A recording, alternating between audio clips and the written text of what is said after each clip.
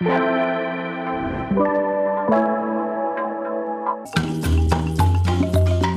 kwa benen from Adom TV bedroom health tips so mede de afia amankwa tamaklo endpoint homeopathic clinic adaromenti ene ne di maima benyua edi enkomwe afa infections prevention in children and nutrition yemo munua ne papa bebo build immune system ni yi timeso yentie ni yi abata no mo afe no anyanyam ni ade ya mpanimfo amoma no so bia nyinyini still ozo be ya nkra no omo ofie hunte omo makwa omo beba say like obi a school omo ko school beba so anya infection na yekeka we ya no na school obusa ho school na de infection ne yeka ho asemsa no ehiam ye nyina anya de wawo ketekete nko a obi a ehia ene di my mate waso oba pa ya na ase we dem me question am fam ada na say enkura bie school omo ofie dia ya na say ye normal but omo bie school a man teach me tate pa yeso oba de ne ho ye kakra bi yeso anya infection de ha say ye di ho komo de fie de say wo fie nti utimi monitor wo be clean wo sa wo betimi ama ne me bi obe first infection prevention hand washing into school no wono ono time open e bi obe ohoro ni sa obi antumi chi se bi aka no ho e na bi so I say toilet no seat no e bi a toilet ba ko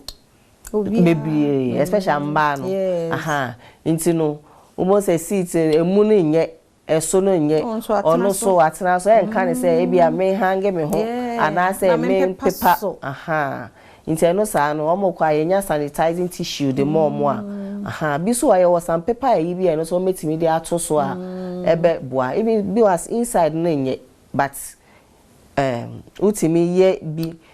into nutrition e beba in na wetimi ama immune system na is strong na itimi aboa na preventive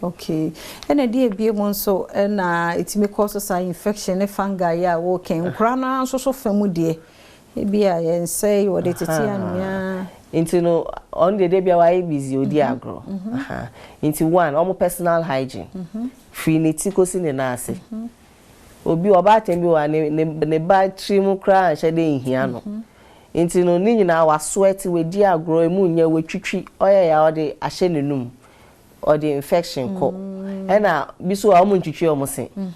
into omu ntwitwi omo se no eno so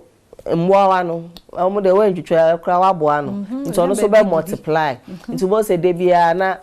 ne minim o se minim ye me ya biso a obie nenum a bo se eyi white bi e wo biso obo se ye minim o se yi bi se ho ne nche no tonsils so bo se eno so I red aha na che se eno so I inflamed I infected aha nti eno so e na omo fingernails ye hwe obi wo re nails make emu aifi nti ye hwe no e na okodware nso a say ye ntumi nkyere especially mba ye nkyere omo se de ombe kokoro omo asiye e na omo ko toilet nso a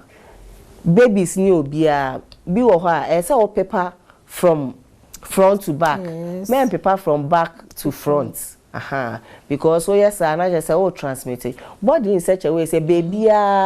but germs wo body ni baby but omo ye adwuma papa bi wo ho nti se bia de ewo nenum efri nenum ko hye ne yema ebe ha no de ewo ne jinso toa ne mu no se efri ho ko hye ne ebia nenum a eno so ebe ha no nti sa ne ma na esese ye hwe nti personal na omo hwe nkwala no so ye caregivers eya na ye refi omo because omo na omo boa ye nkwala ni se wa am hwe na so no endi ne hunia if offer ya na wa transfer ma oba no nti eno so say ye hwe ye da say ye nyina ye ntie ne ye kan kra ne ye kama ye anso ye hu ye nso ye ni di ye hu ni ye mori na ye gongon kese ne fin ko na ye di banku ne ye di fufu da tese ayo futu fry nti sa infection na ha nkra na sa beba ye nso mpanifo so ti ahuni die ne de ekomo obia se ya sa de ne kasa na edi kan na wotwe mu o ka no se wa wodi wo huni a wo suban no be reflect e wo akra na pomudin wo na wo tete no what you say yem fa se da ma endpoint Homeopathic clinic fa number no screen na se ya we na e ha wo nko ade a friend bisa no question bi e kire wadwen wo pomuden ho benya daje ama no ayiwa no ochena nkwa ho den wo ho akan ho ne entoso